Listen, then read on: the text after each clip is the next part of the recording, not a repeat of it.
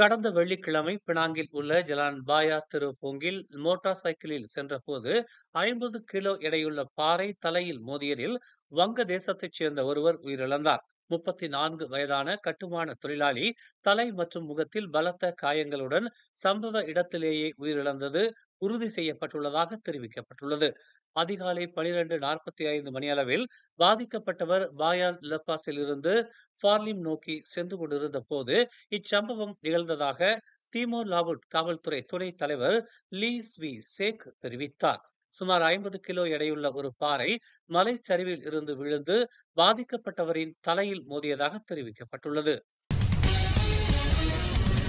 உத்ரா ஹைட்ஸில் கடந்த வாரம் ஏற்பட்ட எரிவாயு குழாய் தீ விபத்தில் குடியிருப்பு வீடுகளுக்கு ஏற்பட்ட சேதம் 6,54,00,000 எட்டியுள்ளது என்று ஸ்லாங்கூர் மந்திரி பெசார் டதஸ்ரீ அமரின் ஷாரி தெரிவித்துள்ளார்.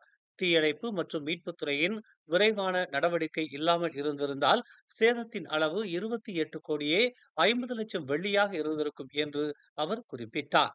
பொது உள்கட்டமைப்பு மற்றும் சுற்றியுள்ள பகுதிகளுக்கு ஏற்பட்ட சேதம் இன்னும் மதிப்பிடப்பட்டு வருகிறது என்று அமீருடீன் இன்று செய்தியாளர்கள் கூட்டத்தில் தெரிவித்தார்.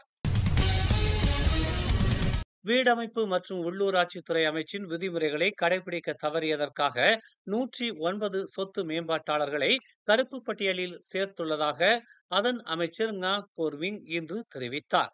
வீடு வாங்குபவர்களின் நலன்களை பாதுகாப்பதற்காக இந்த மேம்பாட்டாளர்களை கருப்பு பட்டியலில் சேர்த்ததாக அவர் கூறினார்.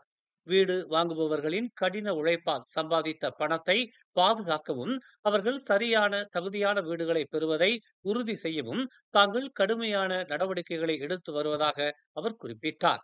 வீடு வாங்குகிறவர்களின் பாதுகாப்பு அமைச்சின் முதன்மையான முன்னுரிமைகளில் ஒன்றாக உள்ளது என்றும் திட்டங்கள் சரியான நேரத்தில் முடிக்கப்படுவதையும் தேவையான தர நிலைகளை பூர்த்தி செய்வதையும் உறுதி செய்ய மேம்பாட்டாளர்கள் விதிமுறைகளை பின்பற்ற வேண்டும் என்றும் அவர் ஒரு நிகழ்வில் கூறினார். உத்ரா ஹைட்ஸ் சுபாங் ஜெயாவில் எரிவாயு குழாய் தீ விபத்தில் பாதிக்கப்பட்ட வீட்டு உரிமையாளர்களின் வீட்டு சேதத்தின் அளவை பொறுத்து பெட்ரோனாஸில் இருந்து தலா 5,000 வெள்ளி மற்றும் 2,500 வெள்ளி கூடுதல் பங்களிப்புகளை பெறுவார்கள் என்று ஸ்லாங்கூர் மந்திரி பெசார் டதஸ்ரீ அமரின் ஷாரி தெரிவித்துள்ளார். மொத்த இழப்பு என வகைப்படுத்தப்பட்ட வீடுகளுக்கு 5,000 வெள்ளி மற்றும் பாதிக்கப்பட்டவர்களுக்கு 2,500 வெள்ளி நிதி பங்களிப்பு பிரதமர் டதஸ்ரீ அன்வார் இப்ராஹிம் முன்பு அறிவித்த உதவிக்கு கூடுதலாக வழங்கப்படும் என்று அவர் கூறினார். கூடுதல் பங்களிப்புடன் மொத்த இழப்பு என வகைப்படுத்தப்பட்ட வீடுகளின் உரிமையாளர்களுக்கு மொத்தம் 10,000 வெள்ளி கிடைக்கும் என்றும் வீடுகள் பாதிக்கப்பட்ட வீட்டு உரிமையாளர்கள் அல்லது குத்தகைதாரர்கள் தலா 5,000 வெள்ளியை பெறுவார்கள் என்றும் அவர் கூறினார். 2019 ஆண்டு முதல் கடந்த ஆண்டு வரை 12 அதிகாரிகள் மற்றும் 19 பேர் உட்பட மொத்தம் 31 மலேசிய ராணுவ வீரர்கள் தங்களுக்கு கீழ் உள்ள உறுப்பினர்களை கொடுமைப்படுத்துதல் மற்றும் துஷ்பிரயோகம் செய்ததற்காக பணி நீக்கம் செய்யப்பட்டதாக தெரிவிக்கப்பட்டுள்ளது. மேஜர்கள் உட்பட மூத்த பதவிகளில் உள்ள நபர்கள் குற்றவாளிகளில் அடங்குவர் என்று ராணுவ தலைவர் ஹபீசுடீன் ஜந்தன் கூறினார். பணி நீக்கங்கள் ராணுவத்தின் பதவிகளுக்குள் தவறான நடத்தைக்கு எதிரான உறுதியான நிலைப்பாட்டை பிரதிபலிப்பதாக அவர் கூறினார். மிரட்டல் மற்றும் துஷ்பிரயோகம் என்பது ஆயுத படைகளுக்கு எதிரான துரோகச் செயல்கள் என்றும் எந்த சூழ்நிலையிலும் இவ்விவகாரத்தில் தாங்கள் சமரசம் செய்ய மாட்டோம் என்றும் அவர் எச்சரித்தார். சரவாக்கின் மீரியில் உள்ள ஒரு ராணுவ முகாமில் 2 மூத்த பணியாளர்களால் துஷ்பிரயோகம் செய்யப்பட்டதாக கூறப்படும் ஒரு ராணுவ வீரரின் மரணம் தொடர்பான விசாரணையை தொடர்ந்து அவர் இவ்வாறு கருத்துரைத்தார். உத்ரா ஹைட்ஸ் சுபாங் ஜெயாவில் எரிவாயு குழாய் தீ விபத்தில் பாதிக்கப்பட்ட 76 மாணவர்களை 2 தற்காலிக நிவாரண மையங்களில் இருந்து சுபாங் ஜெயா பகுதியை சுற்றியுள்ள 19 பள்ளிகளுக்கு கொண்டு செல்வதற்கு 5 ரேபிட் கையல் ஆன்டிமான் வேன்கள் இன்று உதவிக்கு ஏற்பாடு செய்யப்பட்டது. பாதிக்கப்பட்ட 42 தொடக்கப்பள்ளி மாணவர்கள் மற்றும் 34 மேல்நிலை பள்ளி மாணவர்கள் இந்த வசதியை பெற்றனர். நிறுவனம், மாவட்ட கல்வி அலுவலகம் மற்றும் உள்ளூர் அதிகாரிகளுடன் போக்குவரத்து செயல்முறையை சீராக உறுதி செய்வதற்காக முன்கூட்டியே ஏற்பாடுகளை செய்துள்ளதாக மத்திய பிராந்திய ரேபிட் பேருந்து சேவையின் தலைவர் கைருல் அசார் ஹமீதுல்லா இன்று காலை தெரிவித்தார். கோலாலம்பூர் ஜலான் மஸ்ஜித் இந்தியா பகுதியில் அமைந்துள்ள கோயிலை இடமாற்றம் செய்யவிருப்பதையும், தலைநகரில் அமலாக்க அதிகாரிகளுக்கும் பலூன் விற்பனையாளருக்கும் இடையே அண்மையில் நடந்த மோதலையும் அரசியலாக்குபவர்களை பிரதமர் ரதஸ்ரீ அன்வார் இப்ராஹிம் இன்று கடுமையாக சாடினார். தேவி ஸ்ரீ பத்ரகாளி அம்மன் கோயிலை இடமாற்றம் செய்யும் திட்டத்தால் ஏற்பட்ட சர்ச்சையால் கலவரம் வெடிக்கும் என்று சிலர் ஒரு கதையை முன்வைப்பதாக அவர் கூறினார். இணக்கமான முறையில் தீர்க்கப்படக்கூடிய பிரச்சனைகளை பரபரப்பாக்குவதன் மூலம் சமூக ஊடக பயனர்கள் சில நேரங்களில் ஒரு மடு அளவு பிரச்சனையை கூட மலை அளவுக்கு உருவாக்க முடியும் என்று அவர் தெரிவித்தார். இத்தகையவர்களுக்கு இது போன்ற பிரச்சனைகளை பரபரப்பாக்க எந்த இடமும் கொடுக்காதீர்கள் என்று அவர் கேட்டுக்கொண்டார்.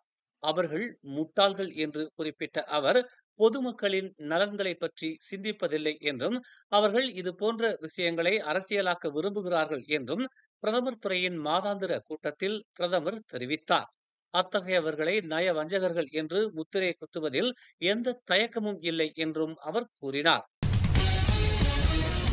நாட்டில் உள்ள இந்துக்கள் மதம் மாறுவது அவரவர் விருப்பம் என்றும், ஆனால் மதம் மாறி இந்து சமயத்தை அழிக்க நினைப்பது ஒரு துரோகச் செயல் என்றும் ஓம்ஸ் அறவாரிய தலைவரும் மலேசிய அரிமா சங்கத்தின் தோற்றுநருமான ஓம்ஸ்பா தியாகராஜன் தெரிவித்துள்ளார்.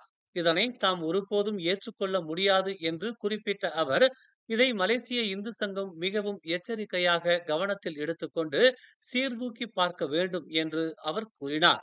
நேற்று தலைநகர் பிரிக்ஃபீல்ட்ஸ் கலா மண்டபத்தில் மலேசிய இந்து சங்கத்தின் ஏற்பாட்டில் நடைபெற்ற மலேசிய இந்து ஆலயங்கள் உடனான அவசர சந்திப்பு கூட்டத்தில் கலந்து கொண்டு ஓம்ஸ்பா தியாகராஜன் இதனை தெரிவித்தார். ஆலய தலைவர்கள் இந்த வாய்ப்பை நல்ல முறையில் பயன்படுத்திக் கொண்டு இனி ஆக்கப்பூர்வமான சமய பணிகளில் ஈடுபட்டு இந்து மதத்தையும் ஆலயங்களையும் பாதுகாக்க வேண்டும் என்று அவர் கேட்டுக்கொண்டார். இதுவரை நம் நாட்டில் உள்ள ஆலய தலைவர்கள் சிறந்த பணிகளை செய்து வந்துள்ளனர் என்பதை தாம் அறிவதாகவும், இந்த பணி தொடர வேண்டும் என்றும் அவர் கூறினார். இன்னும் 50 ஆண்டுகளில் ஆலயங்களில் வழிபாடு செய்வதற்கு எத்தனை பேர் இருப்பார்கள் என்று தெரியவில்லை என்றும், இது நம் முன் எழுந்துள்ள கேள்வியாகும் என்றும் அவர் சுட்டிக்காட்டினார்.